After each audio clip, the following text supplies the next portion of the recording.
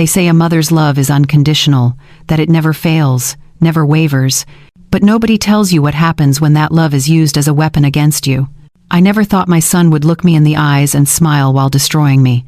But that's exactly what Jason did on Christmas Eve, standing in the doorway of what used to feel like home, watching his wife Kelsey shove a plastic grocery bag into my trembling hands. "Take your trash and get out," Kelsey hissed, her voice dripping with contempt. Inside that bag were 3 days' worth of my clothes, thrown together like garbage. No coat, no medications, just a bag that might as well have been empty for all the protection it offered against the Midwestern winter waiting outside. "Good luck surviving, Mom," Jason said, "and that smirk on his face will haunt me until the day I die." Then he took my house key, the one I'd carried for 2 years, believing this was my home too. He plucked it right off my keychain while I stood there in shock, and he locked the door behind me with a click that sounded like a gunshot in the frozen air. The snow was already falling hard. Christmas Eve in Naperville, Illinois, and I was 72 years old, standing on a porch that my money had helped build, being thrown out like the trash Kelsey said I was. Before I go any further, let me ask you something.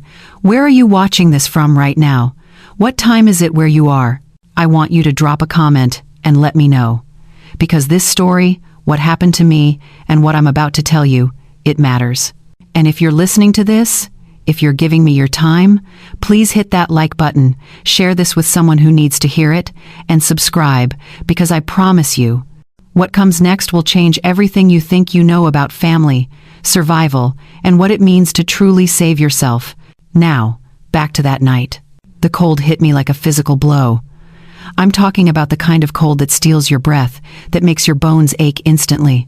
The kind of cold that kills people, especially people my age with nowhere to go and no one to call. I stood there on that porch for maybe 30 seconds, holding that pathetic bag, staring at the door. Part of me kept thinking Jason would open it again, that this was some cruel joke. That my son, my only child, the boy I'd raised alone after his father died, would remember who I was. Would remember that I was his mother. But the door stayed closed. Through the front window, I could see the warm glow of their Christmas tree, the one I'd helped decorate just 3 days earlier while Kelsey made comments about how I was doing it wrong. I could see their living room, the cream-colored furniture I'd helped pay for when they said they were in a bind last spring. I could even see Jason walking away from the door, back toward the kitchen where Kelsey's parents were probably waiting, probably congratulating themselves on finally getting rid of me. The snow was falling harder now. Big, wet flakes that stuck to everything. My thin cardigan was already soaked through. I had on house slippers, the kind with the little rubber sole that's meant for shuffling around indoors, not for walking through a blizzard. I should explain something here. I'm not a weak woman. I wasn't, anyway. I'd worked as a hospital nurse for nearly 40 years on the south side of Chicago. I'd raised Jason alone after we lost my husband. I'd survived things that would have broken other people. But standing there in that snow, watching my son choose his wife's cruelty over his own mother, I felt something inside me shatter that I didn't know could break. It wasn't just the cold. It was the weight of realization crashing down on me all at once. This was real. They really were throwing me out. On Christmas Eve, in a snowstorm, with nowhere to go and barely any money left because I'd given them everything. My feet were already going numb in those useless slippers. I could feel the snow seeping through the fabric, that awful, wet cold that goes straight to your bones. The wind picked up, throwing snow in my face, and I realized I had to make a choice, stand there and freeze on their porch, or start walking. I walked. Not because I had a plan, not because I knew where I was going, but because some animal instinct for survival kicked in, the same instinct that had kept me going through every other terrible thing life had thrown at me. My feet moved, one in front of the other, down those porch steps I'd climbed 1,000 times carrying groceries, carrying their children, carrying the weight of their lives while they drained mine dry. The neighborhood was quiet. Everyone was inside with their families, with their Christmas trees and their warm dinners and their normal lives. Nobody saw an old woman shuffling through the snow in house slippers, clutching a plastic bag and trying not to cry. I want to tell you that I felt angry right away, that I felt righteous fury at what they'd done to me. But that's not true. What I felt was numb, and not just from the cold. I felt a kind of disbelief so complete that my brain couldn't process what was happening. This had to be a nightmare. I would wake up, and none of this would be real. But my feet were getting wetter and colder with every step. That was real. The wind cutting through my cardigan was real. The snow piling up on my shoulders was real. And somewhere behind me, in that house my money had helped purchase, my son was probably sitting down to Christmas Eve dinner, laughing with his wife's family, relieved that I was finally gone. I kept walking because I didn't know what else to do. There was a park a few blocks away. I'd taken Jason's kids there in better times, pushing them on swings while Kelsey stayed home doing whatever it was she did that was so much more important than caring for her own children. Maybe I could find a bench. Maybe I could sit down and figure out my next move. Maybe I could just rest for a minute, because suddenly I was so tired. More tired than I'd ever been in my entire life. Tired in my soul. The snow kept falling, and I kept walking, and that tiny flicker of survival instinct that had gotten me off their porch was starting to fade. Because the truth was settling in now, heavy and cold as the snow itself. I had nowhere to go.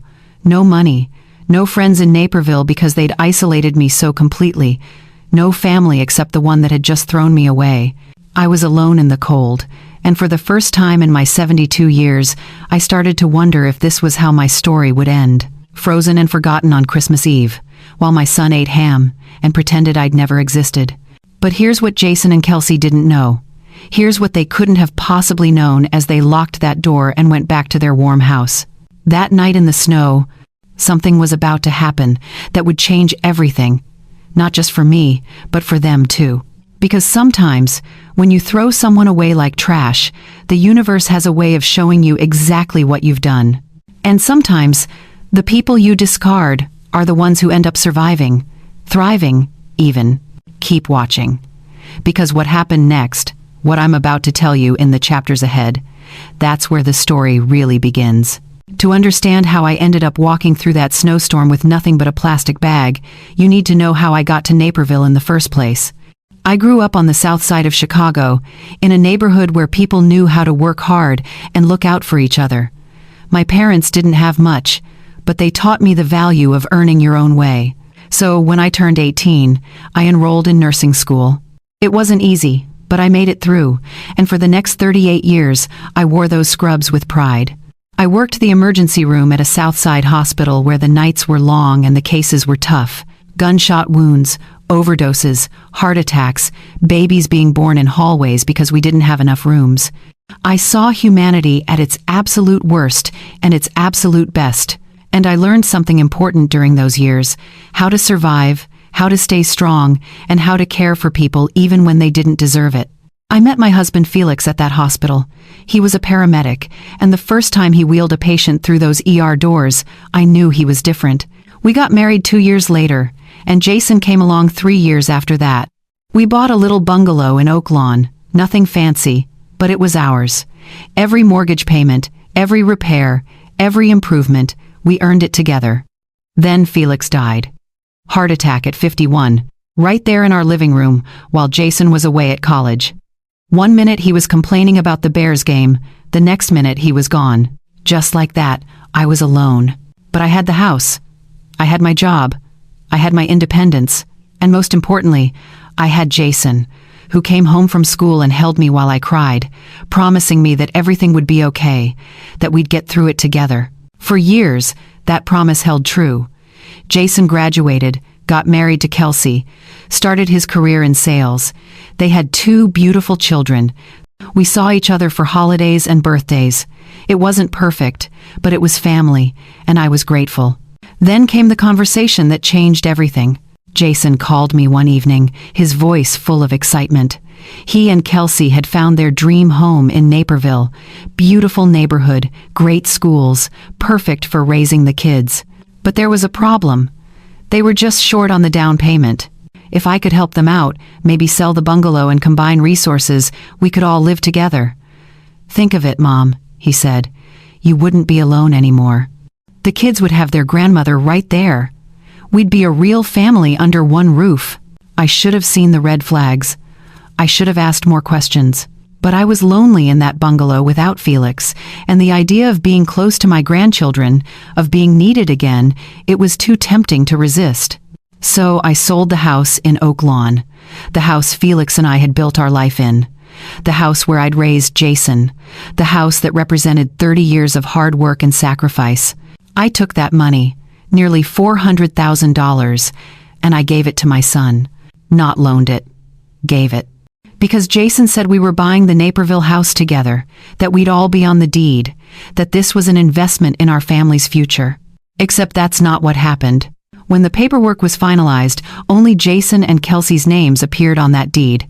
When I asked about it, Jason waved it off. Just a technicality, Mom. Makes the mortgage easier. Don't worry. This is your home too. I believed him. God help me. I believed him. The first few months in Naperville were actually nice. I had my own bedroom on the first floor. I helped with the kids, cooked meals, kept the house clean. Kelsey seemed pleasant enough, always asking me to watch the children while she ran her boutique or met friends for lunch. Jason worked long hours, but when he came home, he'd give me a hug and thank me for everything I did. I felt useful. I felt wanted. I felt like maybe this had been the right decision after all. But there were small things I noticed. Little comments from Kelsey about how I loaded the dishwasher wrong, how I folded the towels incorrectly, how I was too loud in the morning when I made my coffee. Nothing major. Nothing worth making a fuss over. I told myself she was just particular about her home, that I needed to adjust to her way of doing things. Then the requests started. Could I pick up some groceries? Could I fill up the gas tank when I borrowed the car? Could I contribute a little something toward the utility bills since I was using water and electricity too? All reasonable requests. All things I was happy to do because I was living in their home. Except it wasn't their home. Not entirely. My money had made that house possible. My $400,000 had covered the down payment and then some. Without me, they'd still be renting a 2-bedroom apartment across town. But I didn't say any of that. I just nodded and smiled and wrote the checks and bought the groceries and filled the gas tank, because that's what mothers do. We sacrifice. We give. We make ourselves smaller so our children can be bigger. I kept working at the hospital too, even though I was past retirement age. 3 shifts a week, because the hospital was always short-staffed and because I needed something that was mine, some part of my life that existed outside of that Naperville house. The money I earned went toward helping Jason and Kelsey. They never asked where it came from or thanked me for it. They just took it as if it was their right. Looking back now, I can see how it happened. How slowly and carefully they built the cage around me. How they took my money, my independence, my sense of self-worth, piece by piece, until I didn't recognize myself anymore. But standing in that house during those early months, watching my grandchildren play, hearing Jason laugh at the dinner table, I convinced myself I'd made the right choice. I convinced myself that family was worth any sacrifice. I had no idea what was coming. No idea how much worse it would get. No idea that the son I'd raised, the boy I'd loved more than my own life, was already planning how to get rid of me. If I'd known then, what I know now, would I have done things differently? Would I have kept my bungalow, my independence, my money? Maybe, probably. But you can't change the past. You can only survive it and learn from it. And what I learned, walking through that snowstorm on Christmas Eve, was that sometimes the people you love the most are the ones who hurt you the deepest. The change didn't happen overnight. That's the thing about emotional abuse. It creeps in so slowly that you don't notice until you're drowning in it. It started about 6 months after I moved in. Kelsey's comments, which had always been delivered with a smile, started to have an edge to them, a sharpness that made me flinch even when I didn't want to. "Since you're living here rent-free, the least you could do is keep the kitchen cleaner," she said one morning, gesturing at a coffee cup I'd left in the sink. I'd been planning to wash it after I finished making breakfast for the kids, but that didn't matter to her. Rent-free. Those 2 words became her favorite weapon. Never mind that my $400,000 had made the house possible. Never mind that I was paying for groceries every week, filling up their gas tank, covering utility bills, buying clothes and toys for the grandchildren. In Kelsey's mind, because my name wasn't on the deed, I was living there as a charity case. And slowly, painfully, I started to believe her.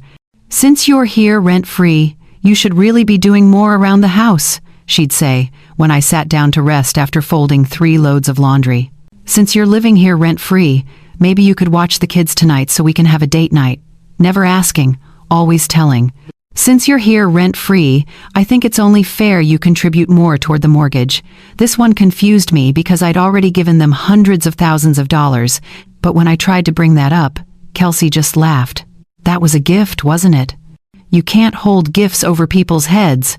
A gift, my entire life savings, reduced to a gift that apparently came with no gratitude and no acknowledgement. Jason said nothing during these conversations. He'd be in the room, scrolling through his phone or watching TV, acting like he couldn't hear his wife slowly destroying his mother's dignity. And that silence hurt worse than Kelsey's words ever could. Because I'd raised Jason to be better than this. I'd taught him about respect, about kindness, about standing up for people who couldn't stand up for themselves.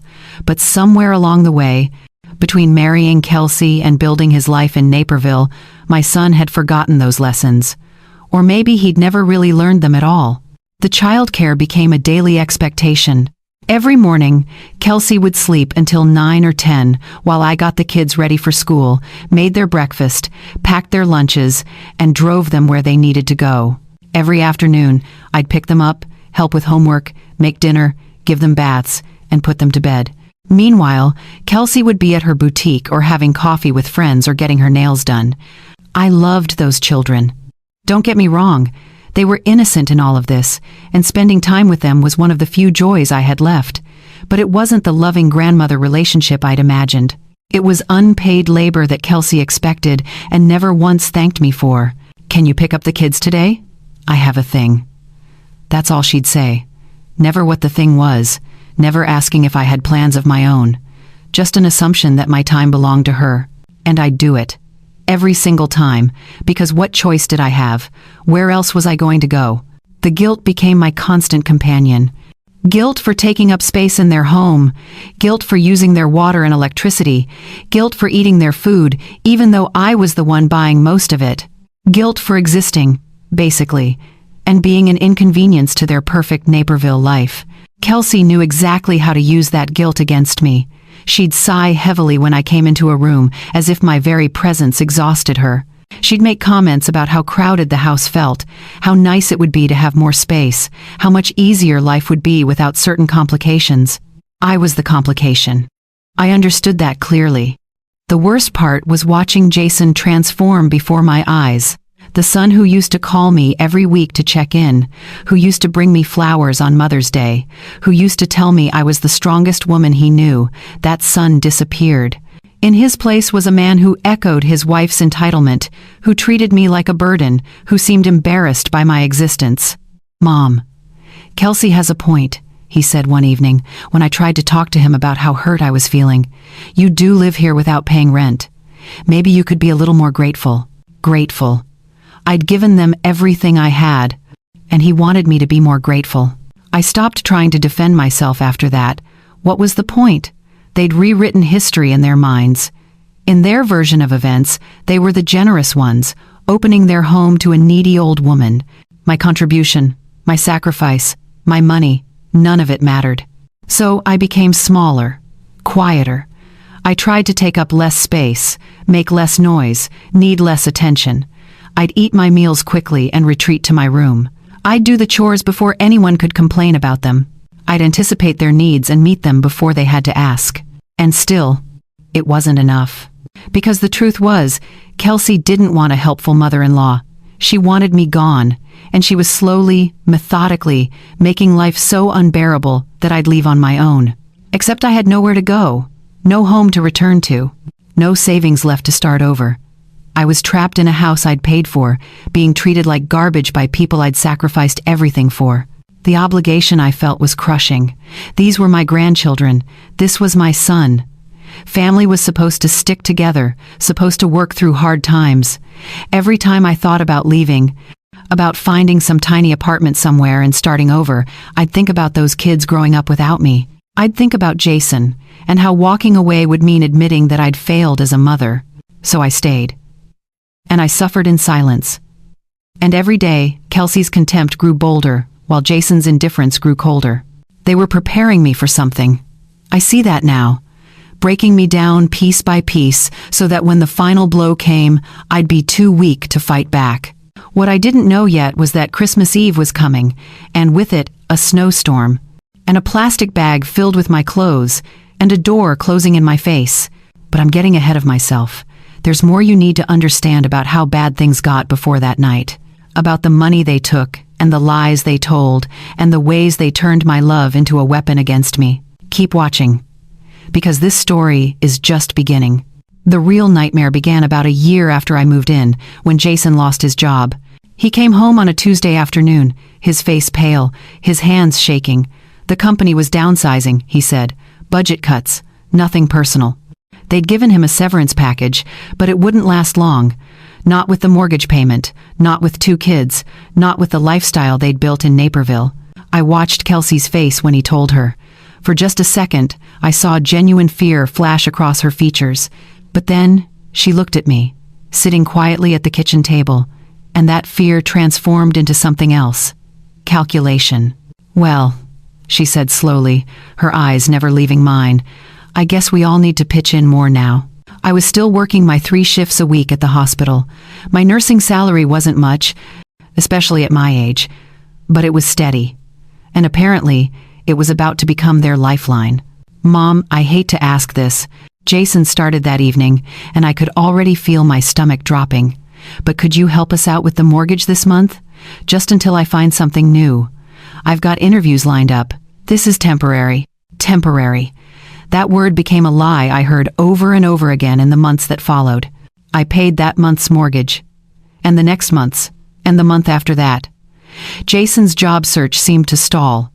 He'd leave the house in the morning dressed in a suit, claiming he had interviews, but I noticed he was always home by noon, spending the rest of the day on the couch or in his home office playing video games.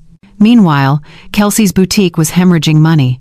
She'd opened it with such confidence 2 years earlier, convinced she had a brilliant eye for fashion and that Naperville women would flock to her store. Instead, she had racks of overpriced clothes nobody wanted and a lease she couldn't afford. The boutique needs an injection of capital, she announced one evening at dinner, using words that sounded like she'd been watching business shows on television. Just $10,000 to restock and do some marketing, then it'll turn around. I gave her the $10,000, pulled it straight from my retirement account, the one I'd been so carefully protecting, because what else could I do? They made it clear that if the boutique failed, if they couldn't pay their bills, the house would be at risk. And if the house went into foreclosure, where would any of us go? The $10,000 disappeared in less than a month. The boutique didn't turn around. We need another $8,000, Kelsey said, not even pretending to be apologetic anymore. For inventory. This time I know what will sell. More money out of my retirement account. Then it was the car payment. Then it was the credit card minimums. Then it was the kids' private school tuition that Kelsey refused to let them leave because what would people think? Every emergency landed on me. Every crisis became my responsibility to solve. And slowly, methodically, my savings account dwindled down to nothing. But the worst part, the part that still makes my blood run cold, was the accounts they put in my name. Mom, we need you to co-sign on this credit card, Jason said one afternoon, sliding papers across the kitchen table. Our credit is tapped out, but yours is still good. We'll pay it off. You won't be responsible for anything. It's just a technicality. I signed, because he was my son, and I trusted him. Then there was another card, and another, and a personal loan from a bank I'd never heard of. Each time, Jason assured me it was temporary, that they'd take over the payments, that my name was just there to help them qualify. Within 6 months, I had over $40,000 in debt attached to my name. Debt I hadn't created, purchases I hadn't made. But according to the law, it was all mine. When I finally worked up the courage to confront them about it, Kelsey's response made me feel like I'd been punched in the stomach. Are you seriously complaining right now? She said, her voice sharp as glass. You want your grandkids without a roof over their heads? You want them out on the street because you're too selfish to help your own family? Selfish. That word hung in the air like poison. Think about what you're saying, Jason added, and his voice was so cold, so distant. These are your grandchildren, your flesh and blood, and you're worried about money? What kind of grandmother does that? I wasn't worried about money. I was terrified. Terrified because my entire life savings was gone. Terrified because I was 71 years old with debt I couldn't pay off. Terrified because I'd worked for nearly 40 years, survived on my own after Felix died, and now I had nothing to show for it except bills in my name and a family that treated me like an ATM. But they knew exactly what to say to shut me down. They knew exactly which buttons to push. If you really loved them, Kelsey would whisper, you'd do whatever it takes to protect them. And I did love them. Those children were innocent in all of this. They didn't ask for financially irresponsible parents. They didn't ask to be used as emotional leverage. So I kept quiet, kept paying, kept signing whatever papers they put in front of me. The hospital became my only escape. Those 3 shifts a week were the only time I felt like myself, like I had value beyond my bank account. But even that was getting harder. I was tired all the time. Bone tired. The kind of exhaustion that comes from carrying too much weight for too long. My coworkers noticed. Are you okay? They'd ask, and I'd smile and nod and lie. Because what was I supposed to say? That my son was draining me dry? That my daughter-in-law treated me like an inconvenient checkbook? That I was trapped in a house I'd paid for but didn't own? The shame was overwhelming. I'd spent my whole life being strong, being independent, being the one other people leaned on. Now I was the victim, the fool, the pathetic old woman who'd let her family take advantage of her. My self-worth eroded with every passing day. I started to believe what they implied in their comments and their contempt, that I was a burden, that I was lucky they let me stay, that without them, I'd be nothing. I stopped looking at myself in the mirror, stopped caring about my appearance, stopped caring about much of anything except getting through each day without causing problems. That's what they'd done to me. Taken a woman who'd survived 40 years in an emergency room, who'd raised a child alone, who'd built a life from nothing, and reduced her to a shell. A ghost haunting the rooms of a house that her own money had built. But here's what I didn't know yet. Here's what was coming that I couldn't have seen through the fog of exhaustion and shame. They weren't done with me. Not even close. Because once they'd drained my bank account, once they'd put debt in my name, once they'd taken everything I had to give, they were going to take one more thing. My presents. They were going to throw me away like garbage on Christmas Eve. And I was going to end up in the snow with nothing but a plastic bag and the clothes on my back. But sometimes, when you lose everything, when you hit the absolute bottom, that's when something in you finally breaks free. That's when you realize you have nothing left to lose. And that's when you become dangerous. Not because you want revenge, but because you finally remember who you used to be. The conversation happened on a Sunday morning in early December. I was making pancakes for the kids, something I did every weekend because it was one of the few things that still brought me joy. Watching their faces light up when I put the plate in front of them, hearing them say thank you in their sweet little voices, it reminded me that not everything in that house was poisoned. Jason and Kelsey came into the kitchen together, which should have been my first warning. They never presented a united front unless they wanted something. "Mom, we need to talk," Jason said, and his tone made my hands freeze over the griddle. They sat down at the kitchen table and gestured for me to join them. I turned off the stove and sat, my heart already racing because I just knew, this was going to be bad. "We've been thinking a lot about the living situation," Kelsey started, her voice taking on that fake sympathetic tone she used when she wanted to pretend she cared. "And we think it might be time to explore other options for you." Other options. The words hung in the air like a threat. "What kind of other options?" I asked, though part of me already knew. "There's a really nice retirement community near Joliet," Jason said, and he couldn't even look at me while he said it. "We went and toured it last week. It's got activities and nurses on staff and other people your age. We think you'd be much happier there." Happier. As if my happiness had ever been their concern. "You went and looked at it without telling me?" My voice came out smaller than I intended. "We didn't want to get your hopes up until we knew it was feasible," Kelsey said smoothly. "And the good news is, they have an opening. You could move in as early as next month." Next month. 4 weeks away. They'd already planned this, already made decisions about my life without including me in any of it. "I don't understand," I said, though I understood perfectly. "I thought this was my home too. I thought we were a family." Kelsey's expression shifted, the fake sympathy melting away to reveal the irritation underneath. The truth is, your presence here has been really stressful for our marriage. Jason and I need our space. We need to focus on our relationship and our children without the added complication of a third generation in the house. A complication. That's what I'd become. A complication to be solved, a problem to be relocated. Mom, you have to understand, Jason said, finally meeting my eyes. This isn't about you. It's about what's best for everyone. You'll be around people your own age. You won't have to worry about cooking or cleaning. It'll be like a vacation. A vacation in a facility near Joliet that I hadn't chosen, paid for with money I didn't have, away from the grandchildren I loved and the son I'd sacrificed everything for. How much does this place cost? I asked, because that seemed like an important detail they were conveniently leaving out. Jason shifted uncomfortably. It's about $1,800 a month for a basic room. But you have your Social Security, and we thought you could pick up some extra shifts at the hospital to cover the difference. $1,800 a month. On top of all the debt they'd put in my name. On top of everything else I'd already given them. And they expected me to work more, at 71 years old, to pay for my own exile. What if I don't want to go? The question came out as barely a whisper. Kelsey's face hardened. Then we have a problem, don't we? Because this is our house, and we get to decide who lives here. And frankly, we've decided that this arrangement isn't working anymore. Our house. Not my house, even though my $400,000 had made it possible. Even though I'd paid their mortgage for months. Even though my name was on credit cards and loans that financed their lifestyle. None of that mattered because I wasn't on the deed.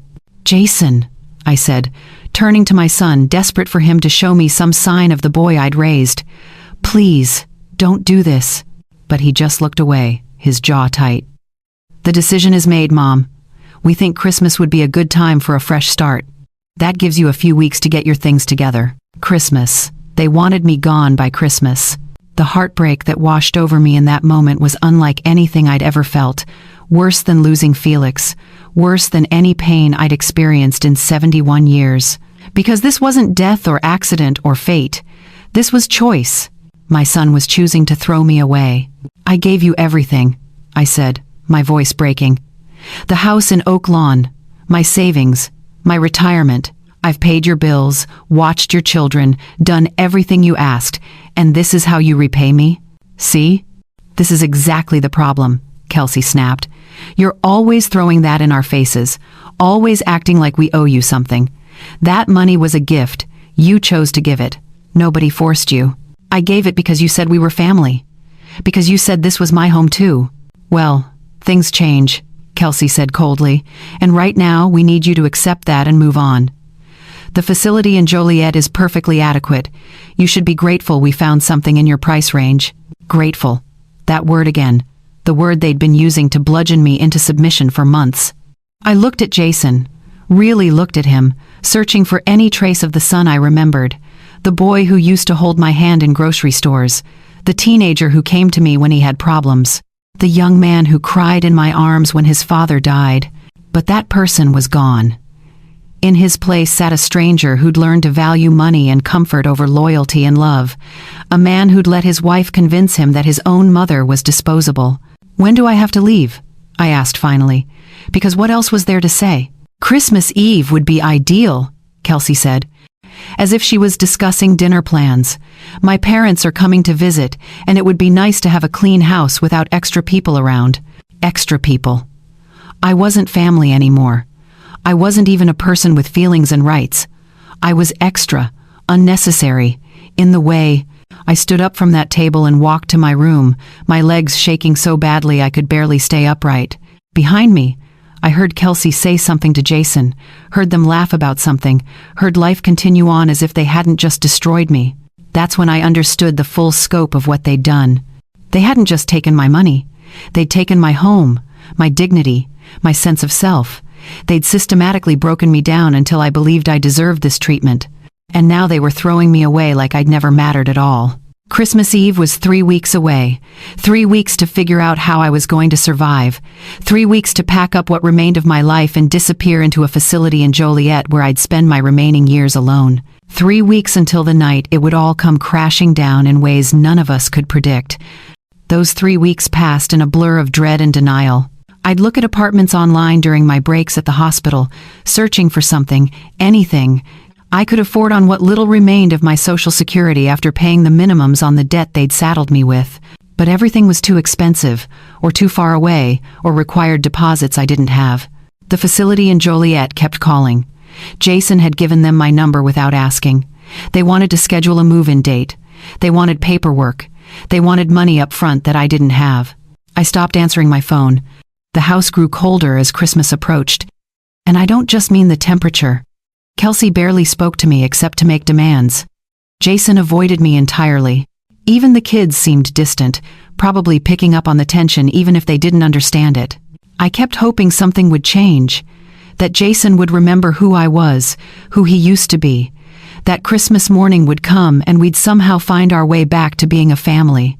But Christmas Eve arrived, and with it came Kelsey's parents. They pulled up in their luxury sedan at 3 in the afternoon, and I watched from my bedroom window as Kelsey rushed out to greet them. Her mother was wearing a fur coat.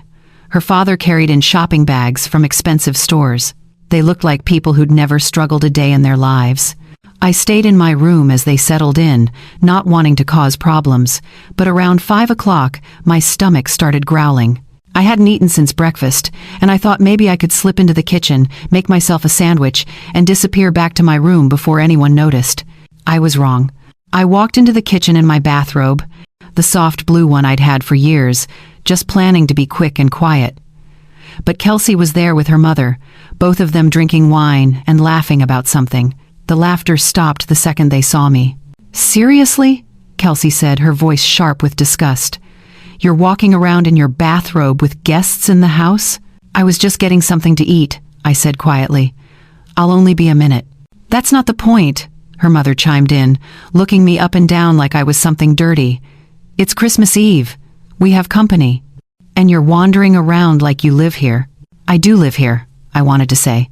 Or I did. But the words stuck in my throat. "Go back to your room," Kelsey ordered. "We're preparing dinner, and we don't need you in the way." "I haven't eaten since this morning," I said, hating how small my voice sounded. "I just need to make a quick sandwich." "There's nothing for you to eat," Kelsey snapped. "Everything in this kitchen is for dinner tonight. For our family dinner, which you're not part of."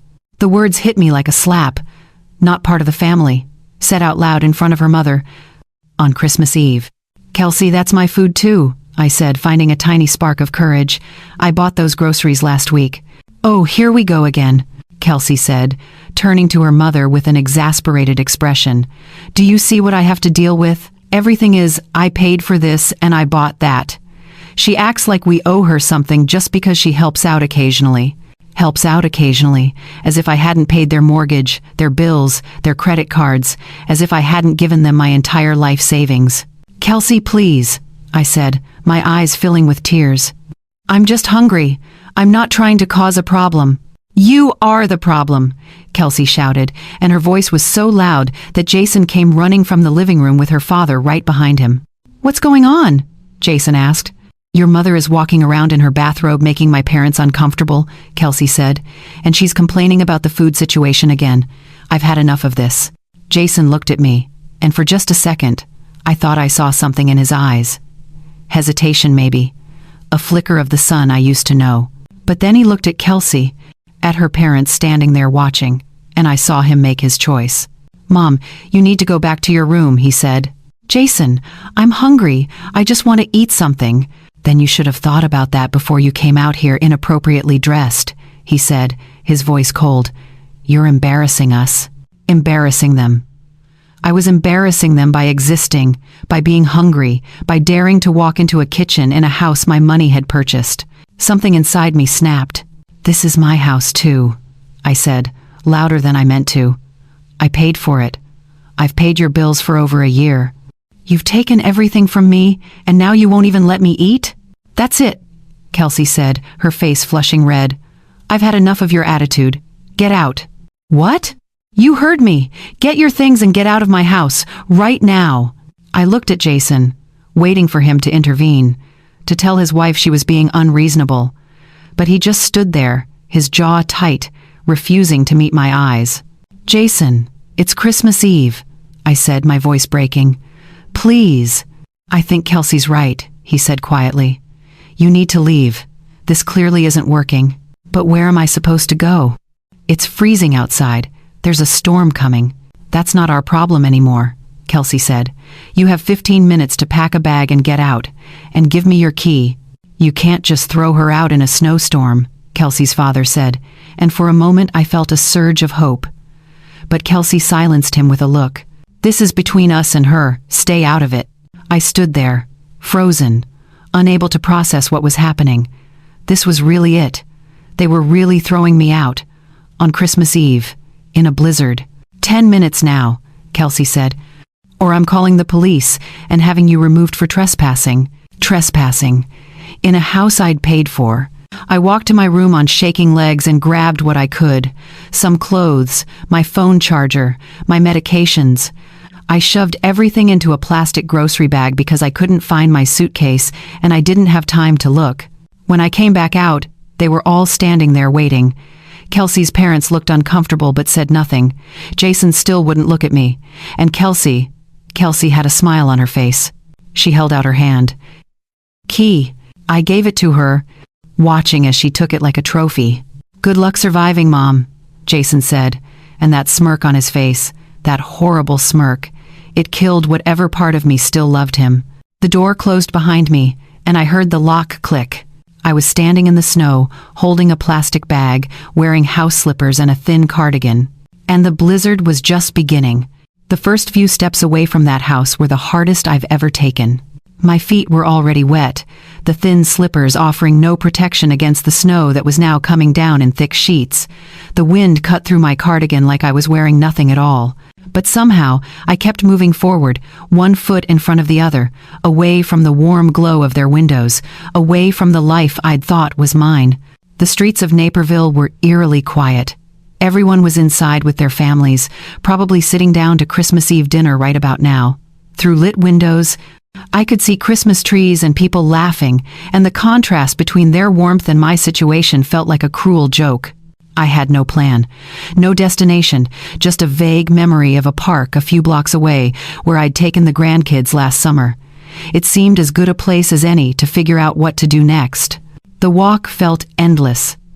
Every step sent sharp pain through my feet as the cold penetrated deeper. My hands were already numb, clutching that plastic bag like it was a lifeline. The snow was accumulating fast, already a few inches deep, and walking through it in house slippers was like wading through ice water. I passed a young couple hurrying to their car, probably late for a party.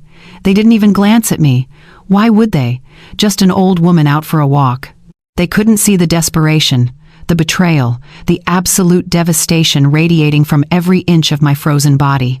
By the time I reached the park, I couldn't feel my feet at all. The playground equipment looked ghostly in the darkness, covered in white, and the benches along the walking path were barely visible under the accumulating snow. I made my way to the nearest bench and collapsed onto it. The cold of the metal seeped through my thin pants immediately, but I was beyond caring. My body was shaking so violently that I could barely hold onto the plastic bag. My teeth were chattering so hard I thought they might crack. This was it. This was really happening. I sat there in the darkness, in the snow, and let myself finally feel everything I'd been pushing down for months, years, maybe. The regret hit me first. A wave so powerful it made me gasp. How had I let this happen? How had I allowed myself to become so weak, so small, so willing to accept abuse in the name of family? I used to be strong. I used to stand up for myself and others. I'd worked in an emergency room, for God's sake. I'd seen terrible things and survived them. I'd raised a child alone and built a good life. When had I lost that person? When had I become someone who would give away everything she had and accept crumbs of affection in return? The realization came next, settling over me like the snow on my shoulders. Jason wasn't coming back for me. There would be no moment of clarity where he remembered he loved me. No dramatic scene where he realized what he'd done and came running to apologize. That son, the one I'd raised and sacrificed for, he was gone. Maybe he'd never really existed. Maybe I'd built up an image of who I wanted him to be, instead of seeing who he actually was. A man who would smile while destroying his mother. A man who would choose his wife's cruelty over his own blood. A man who could throw me out in a blizzard on Christmas Eve and feel nothing. The grief that followed was so intense it took my breath away. I wasn't just grieving for the mother I once was, strong and capable and sure of herself. I was grieving for all the years I'd wasted believing in a family that never really existed, all the sacrifices that had meant nothing, all the love I'd poured into a son who'd learned to see it as weakness instead of strength. I thought about my husband, Felix, gone now for over 20 years. What would he think if he could see me now? Would he be disappointed that I'd let this happen? Or would he understand, the way he always did, that I'd just been trying to do what mothers do, love unconditionally, give endlessly, hope eternally? The snow kept falling, piling up on my lap, my shoulders, my hair. I watched it accumulate on my hands, turning them white, and I thought about how beautiful it looked, how peaceful, how quiet everything was becoming. My shaking had slowed down, which I knew from my nursing training was a bad sign. When your body stops shivering, it means you're losing the fight against hypothermia. It means your core temperature is dropping to dangerous levels. It means you're dying. Would anyone even find me? Or would I just become part of the snow, invisible, forgotten, another tragedy that nobody noticed until it was too late? Maybe that's what I deserved. Maybe this was karma for being foolish enough to trust, for being weak enough to let them use me, for being stupid enough to give away everything without protecting myself first. I thought about the grandchildren, probably opening presents right now in their warm house. Would they remember me? Would Jason tell them I just left, disappeared one day without saying goodbye? Would they grow up thinking their grandmother hadn't loved them enough to stay? The irony made me want to laugh, but I was too cold, too tired. I'd loved them too much, that was the problem. I'd loved all of them too much, and it had destroyed me. My eyes were getting heavy. The cold didn't hurt anymore, which my nurse brain recognized as another terrible sign. I was shutting down. My body was giving up, conserving what little warmth remained for my vital organs, sacrificing my extremities first. How long had I been sitting here? Minutes? Hours? Time had lost all meaning in the white darkness. I let my eyes close for just a moment, thinking about all the things I'd never do now, never see another sunrise, never read another book, never feel warm again, never have the chance to rebuild, to become that strong woman again, to prove that I was more than what they'd reduced me to. Such a waste. 71 years of life, ending on a park bench in Naperville because I'd loved the wrong people. But then something made me open my eyes again. Some instinct, some stubborn part of me that wasn't quite ready to give up. And that's when I saw her.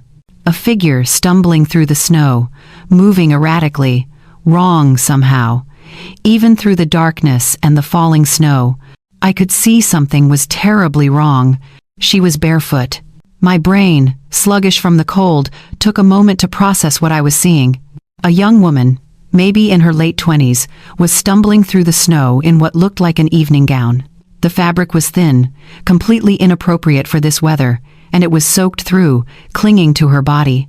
But what made my heart stop was her feet. Bare, completely bare, walking through snow that was now several inches deep.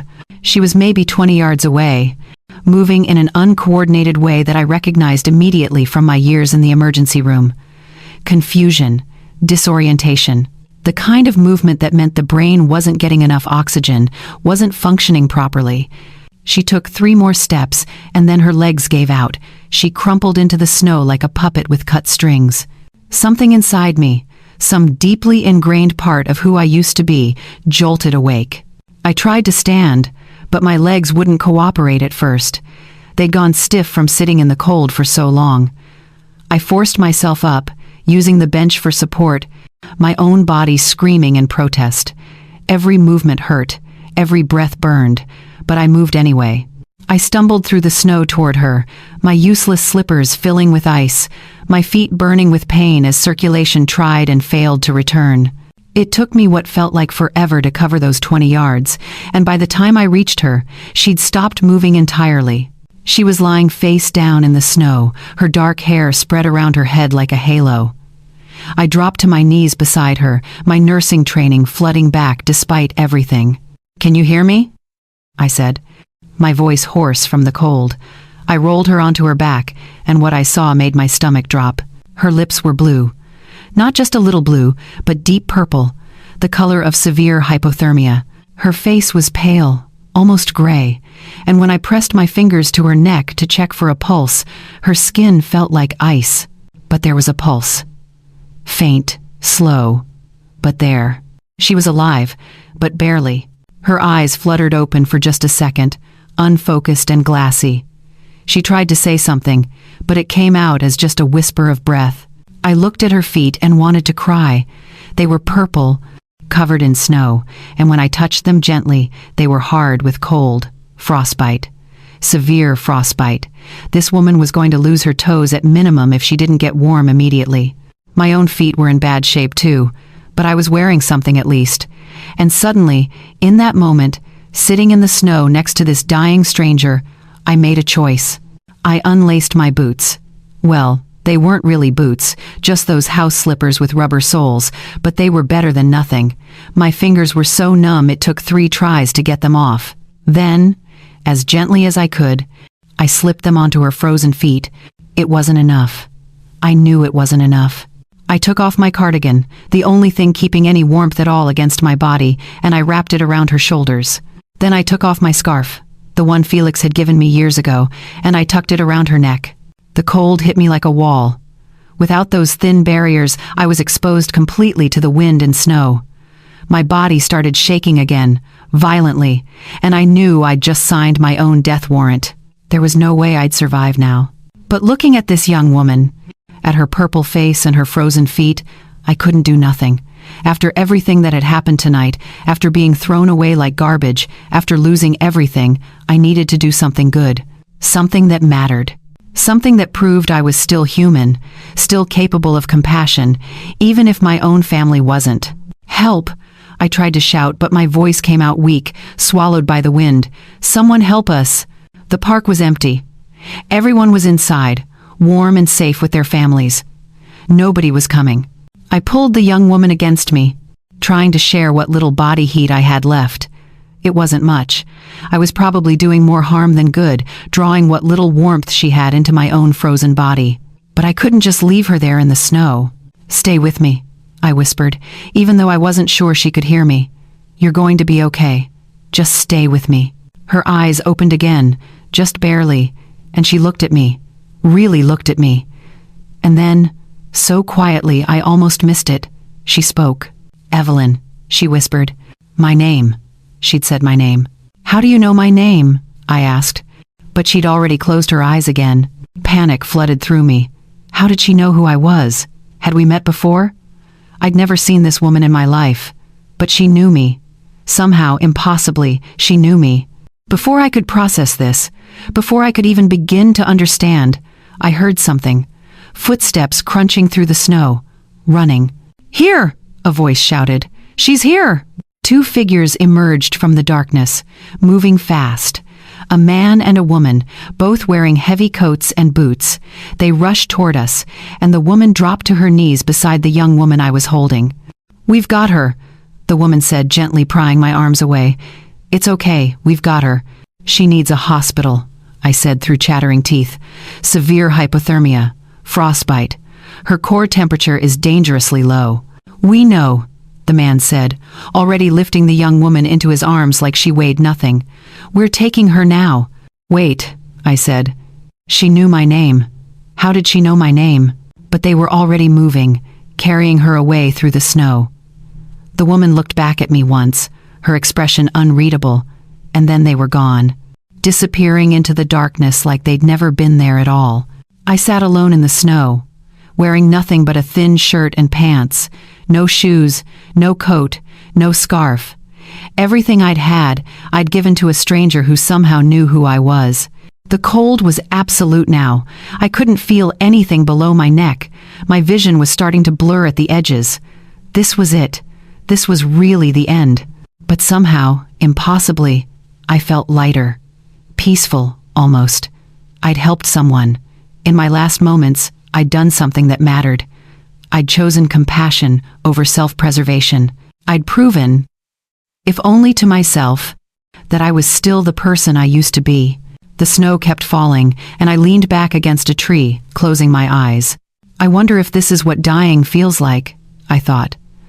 Not painful, just tired. So very tired. The darkness started to creep in at the edges of my consciousness, and I let it come. There was nothing left to fight for anyway. But then I heard something else. Something that made no sense at all. The sound of engines, multiple engines, growing louder. I forced my eyes open, squinting through the snow. And what I saw made me think I'd already died, and was hallucinating.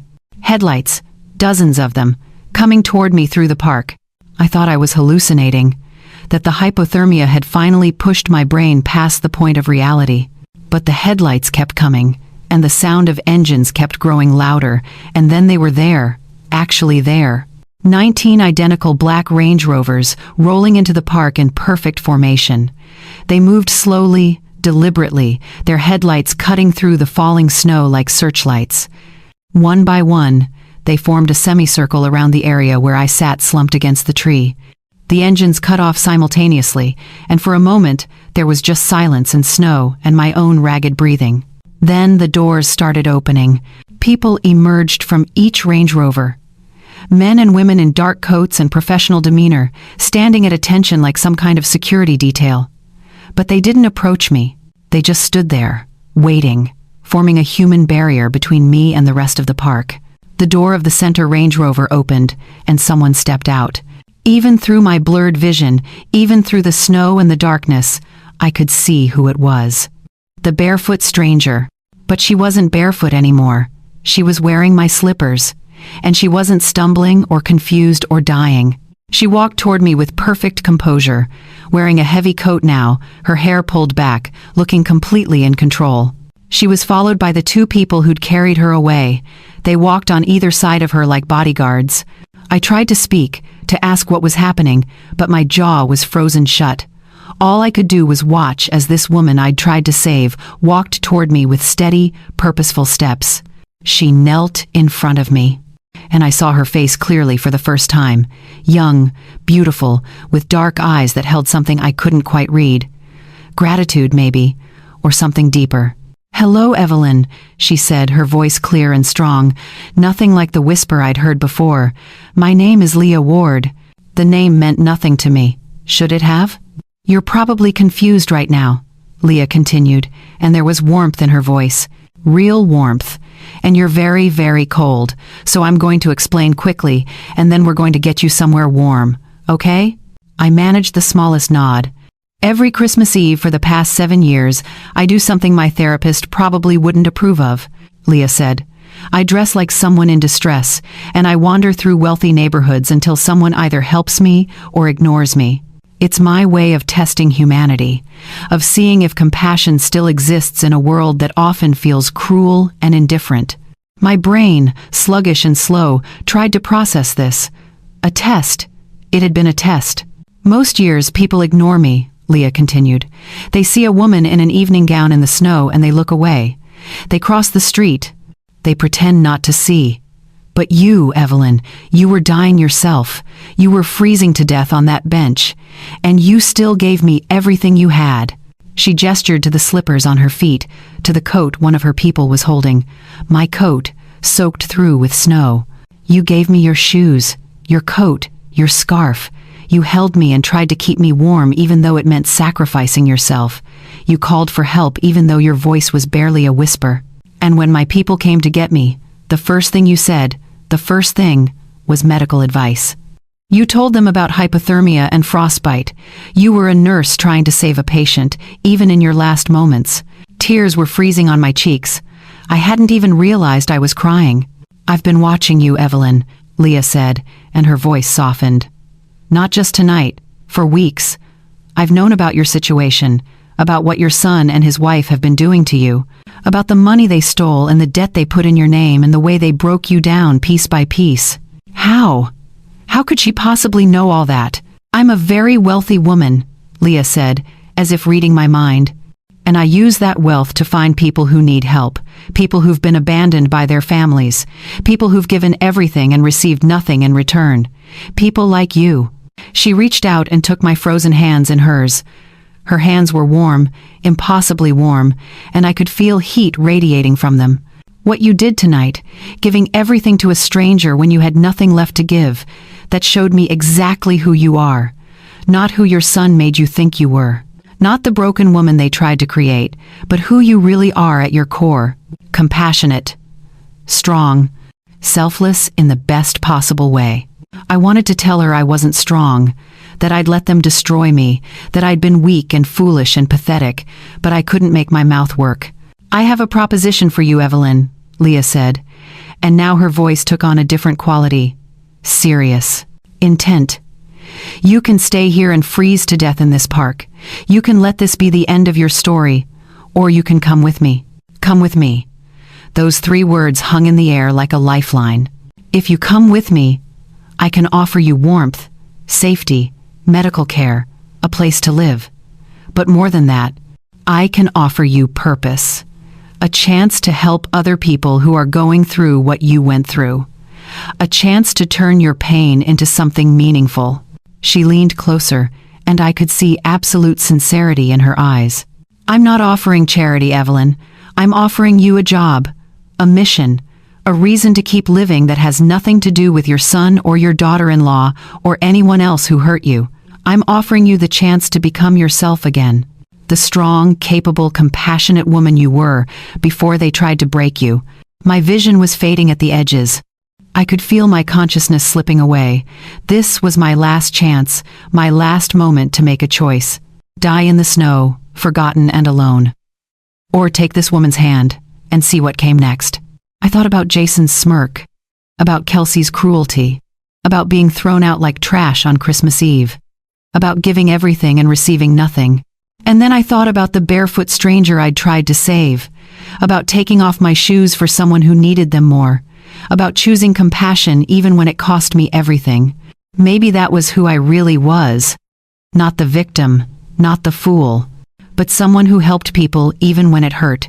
I looked at Leah Ward, at this mysterious woman with her 19 black Range Rovers and her strange Christmas Eve ritual and her offer of salvation. And with the last of my strength, I squeezed her hand. "Yes," that squeeze said. "Yes, I'll come with you. Yes, I choose to live." Leah smiled, and it transformed her entire face. "Good," she said, "because the world needs more people like you, Evelyn, and you're not done yet, not even close." She gestured to her people, and suddenly there were warm blankets wrapping around me, gentle hands lifting me, carrying me toward one of those black Range Rovers. The last thing I saw before they placed me inside was the park where I'd almost died, already disappearing behind us as we drove away. Away from Naperville. Away from Jason and Kelsey and that house my money had built. Away from the life that had tried to kill me. Toward something new. Something I couldn't even imagine yet. But something that was mine.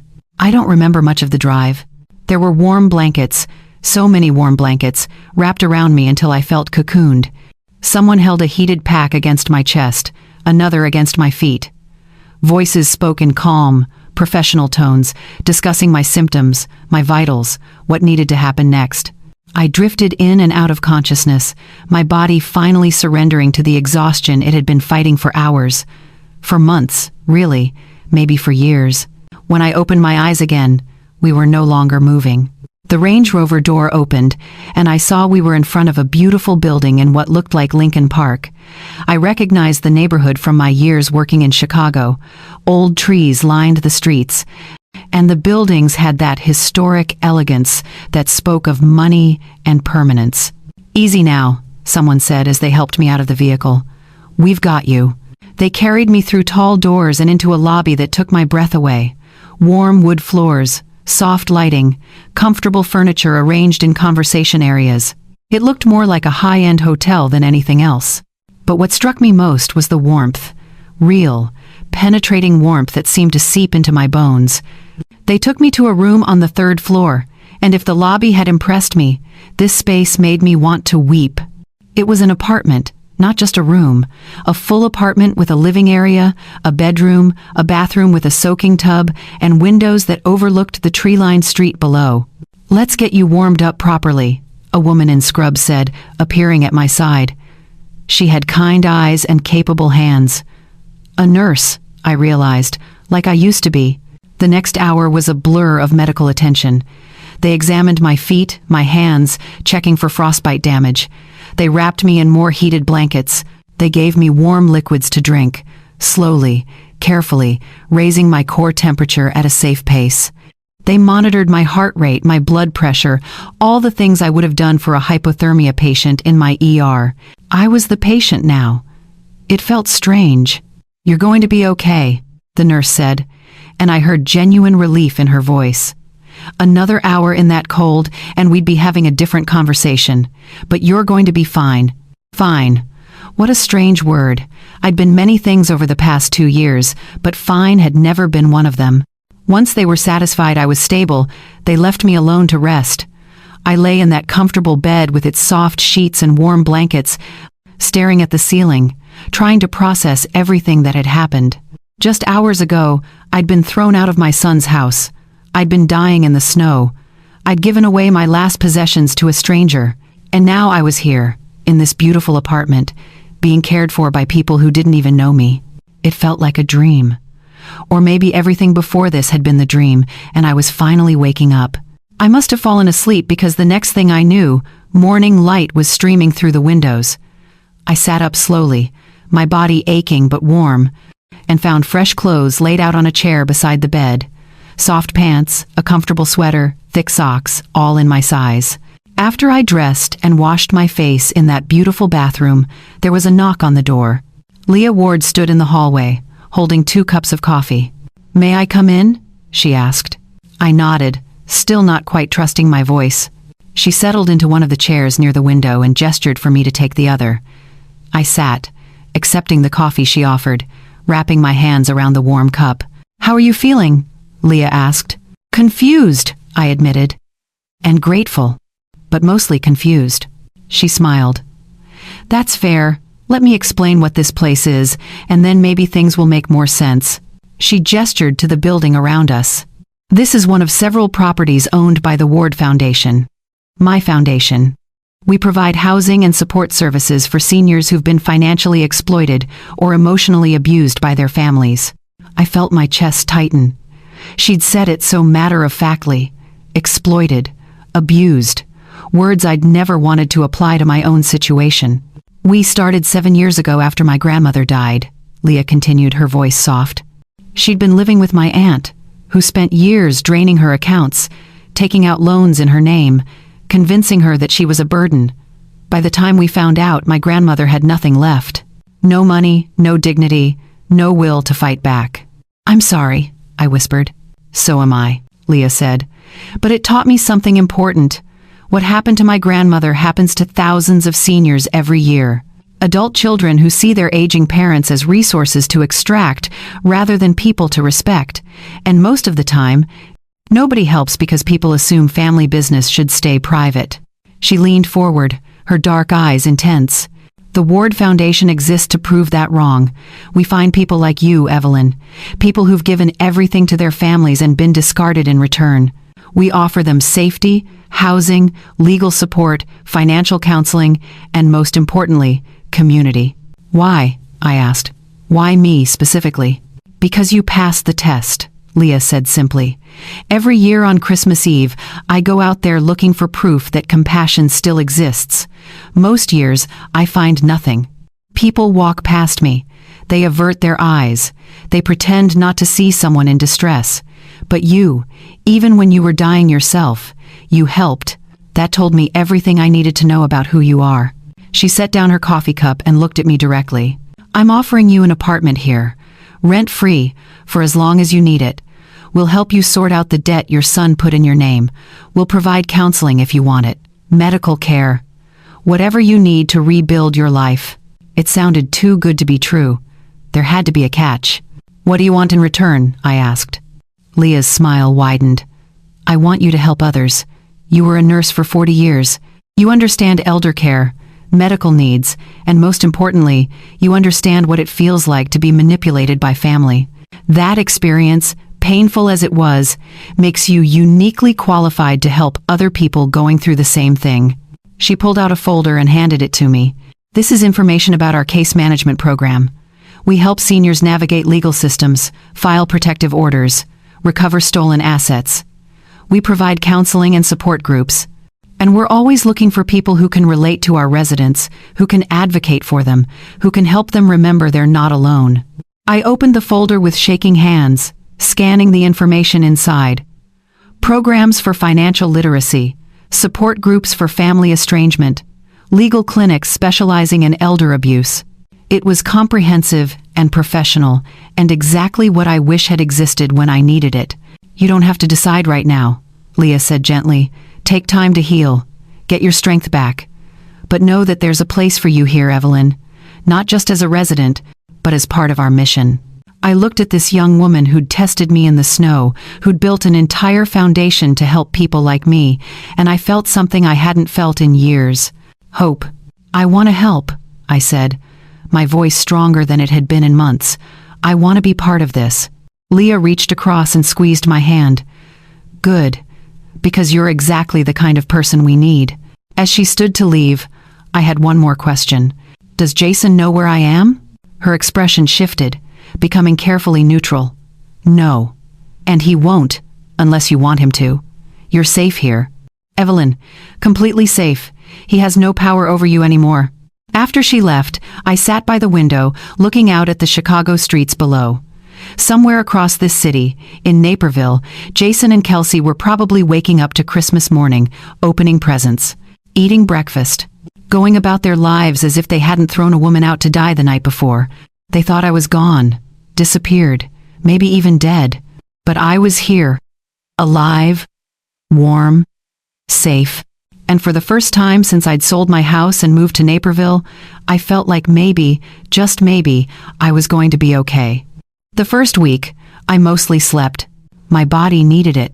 The hypothermia had taken more out of me than I'd realized, and the years of stress before that had left me depleted in ways that went beyond physical exhaustion.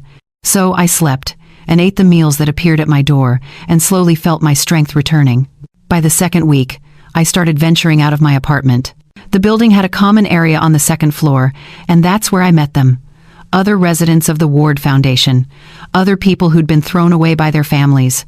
There was Dorothy, 78, whose daughter had forged her signature on a reverse mortgage and disappeared with the money. There was Frank, 82, whose son had convinced him to sign over power of attorney and then sold his house while he was in the hospital. There was Patricia, 69, whose entire family had systematically drained her retirement account over 5 years, always with a new emergency, a new crisis, a new reason why she had to help. Their stories were my story. Different details, same pattern. Family members who saw love as leverage and loyalty as weakness. The hardest part, Dorothy said during one of our group sessions, is accepting that they meant to hurt you, that it wasn't a mistake or a misunderstanding. They knew exactly what they were doing. I understood that completely. The mental gymnastics I'd done trying to excuse Jason's behavior, trying to blame Kelsey entirely, trying to convince myself that my son still loved me somewhere deep down. The truth was simpler and more painful. He'd chosen to hurt me, repeatedly, deliberately. Leah ran some of the group sessions herself, and watching her interact with the residents, I started to understand her better. This wasn't just a charity project for her. This was personal. This was her way of saving her grandmother retroactively by saving everyone else. "You're not responsible for fixing broken people," she said during one session. "Your job is to protect yourself and establish boundaries. Love doesn't require sacrifice to the point of self-destruction." Those words hit me like a revelation. I'd spent my whole adult life believing that good mothers sacrificed everything, that love meant giving until you had nothing left. But Leah was saying something different. She was saying that self-preservation wasn't selfish, that boundaries weren't betrayal. It was a hard lesson to learn at 71, but I was trying. By the third week, Leah asked me to sit in on intake interviews. "We're screening a new resident," she explained. A woman whose family has been financially exploiting her. I think hearing from someone who's been through it might help her feel less alone. The woman's name was Grace, and she was 65, with kind eyes and shaking hands. She told us her story in a quiet voice, about a son who'd moved in after his divorce, who'd promised it was temporary, who'd slowly taken over her finances until she had nothing left. I saw myself in every word she spoke. "They make you feel like you're being dramatic," Grace said, tears running down her face. "Like you're selfish for wanting your own money, your own space, your own life. They make you feel like you're the problem." "You're not the problem," I said, and my voice came out stronger than I expected. "They are. And you're not alone. What they did to you, it's abuse, financial abuse, emotional abuse, and you didn't deserve any of it." Grace looked at me like I'd handed her a lifeline, and I realized something important. My experience, painful as it was, had value. I could use it to help others, to validate their feelings, to show them that survival was possible. After that, I became more involved in the Foundation's work. Leah asked for my input on intake procedures. How do you assess whether someone is being exploited? What warning signs should case managers look for? How do you help someone who's been conditioned to defend their abuser? I knew the answers because I'd lived them. I helped develop safety protocols. How do you protect residents from family members who show up demanding access? How do you create boundaries without creating prison-like restrictions? How do you balance compassion with protection? I started facilitating support groups, sharing my own story, listening to others share theirs. And something amazing happened. The more I talked about what Jason and Kelsey had done to me, the less power those memories had over me. The shame started to lift. The guilt started to fade. And underneath all of that, I found anger. Good, healthy anger at what they'd done. Not the consuming kind that destroys you, but the kind that clarifies, the kind that says this was wrong, and I deserved better, and I will never let anyone treat me this way again. Leah noticed the change in me. "You're coming back to yourself," she said one afternoon over coffee in her office. "I can see it. The woman you were before they broke you down, she's still there." "I don't know if I'm the same person," I admitted. "Too much has happened." "You're not supposed to be the same person," Leah said. "You're supposed to be better, stronger, wiser. You take the pain and you transform it into purpose. That's how you win. Win." I hadn't thought about it in those terms, but she was right. This wasn't about revenge in the traditional sense. It was about reclaiming myself, about proving that they hadn't destroyed me, about building something meaningful from the wreckage of what they'd done. I started working with the Foundation's legal team, learning about elder abuse laws, financial exploitation statutes, protective orders. I learned how to document abuse, how to gather evidence, how to help other seniors fight back against family members who'd stolen from them. And I learned something else, something important. I was good at this work, really good. My nursing background helped me understand medical vulnerability. My own experience helped me understand the emotional manipulation. And something in me that had been dormant for years, some fierce protective instinct, came roaring back to life. I wasn't just surviving anymore. I was thriving. I had a purpose that had nothing to do with Jason or Kelsey or anyone who'd hurt me. I had a community of people who understood. I had meaningful work that made a difference. And I had something else too. Something I'd lost along the way in Naperville. I had myself back.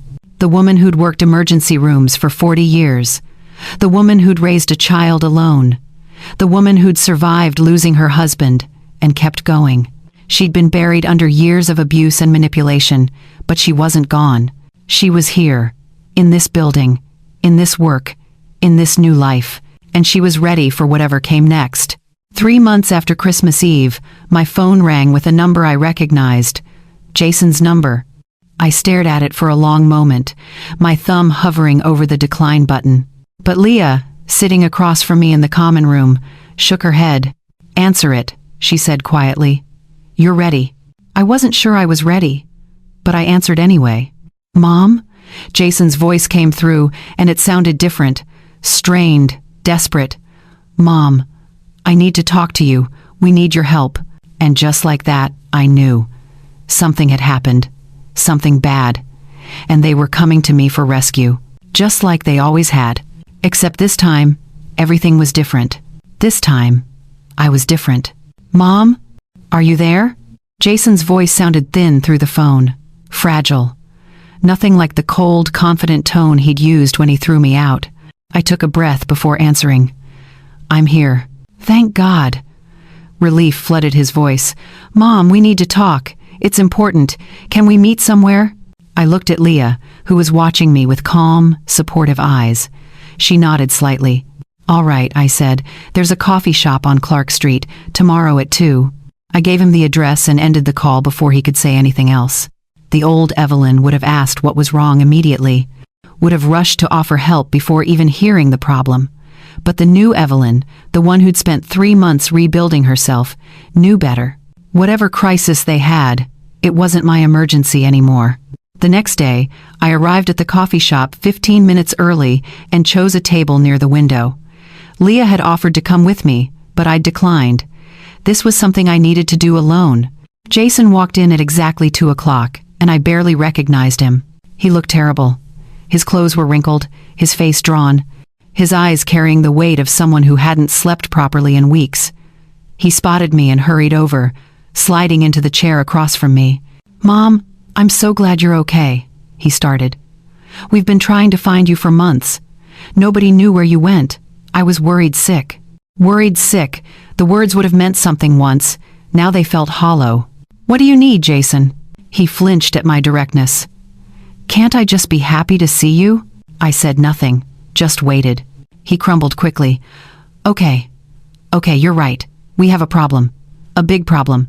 The house is in foreclosure. The bank is taking it next month. Kelsey's boutique went bankrupt. I still haven't found steady work. We're drowning, Mom. The credit cards are maxed out. The cars are about to be repossessed, and we have nowhere to go. I see. I know I messed up, he continued, words tumbling out faster now.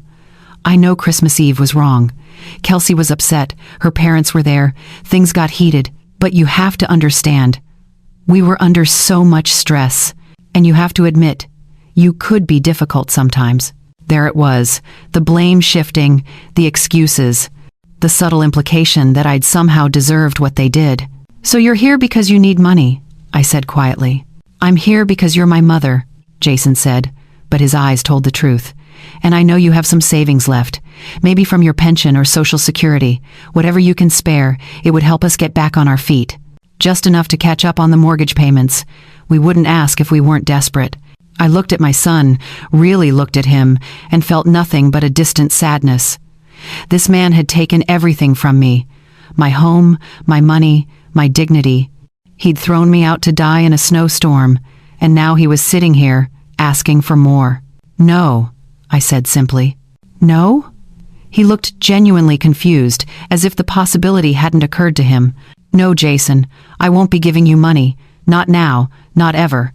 His face hardened. So that's it? You're going to let your own grandchildren become homeless because you're holding a grudge? Those children are not my responsibility, I said, and my voice was steady, clear. They're yours. You chose to have them. You chose to spend money you didn't have. You chose to drain my accounts and put debt in my name. Those were your choices, and now you get to live with the consequences. I can't believe you're being this selfish, he said, anger creeping into his voice now. The real Jason, coming through. After everything we did for you, we gave you a place to live. You gave me a place to live? I leaned forward. I gave you $400,000. I paid your mortgage for months. I bought your groceries, filled your gas tank, watched your children. You took everything I had and then threw me away when I had nothing left to give.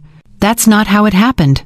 That's exactly how it happened, and I'm done pretending otherwise. Jason's face twisted with frustration. So what am I supposed to do? I reached into my bag and pulled out a folder. Inside were resources I'd compiled with the Foundation's help. Community assistance programs, food banks, housing support services, job placement agencies, everything someone in his situation would need. These are resources that can help you, I said, sliding the folder across the table. Social services, financial counseling, emergency housing. There are people who can guide you through this, but I'm not one of them. He stared at the folder like I'd handed him poison. You're really not going to help us. I'm giving you information on where to get help. That's more than you gave me when you threw me out in a blizzard." Jason stood up abruptly, the chair scraping against the floor. "You know what? You're right. You are selfish. Kelsey was right about you all along. You're bitter and vindictive, and you never cared about anyone but yourself." I watched him storm out of the coffee shop, and I felt nothing but relief. The old Evelyn would have caved, would have offered money I didn't have, would have sacrificed myself again trying to save people who didn't want to be saved. But the new Evelyn understood something important. Compassion doesn't mean letting people destroy you. Love doesn't require self-destruction.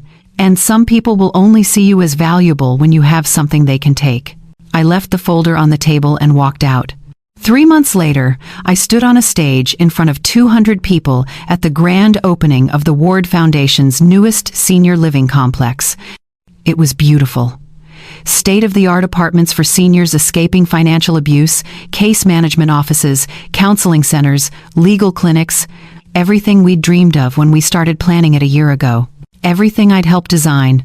When I was thrown out of my son's house on Christmas Eve, I said into the microphone, my voice carrying across the crowd, I thought my life was over.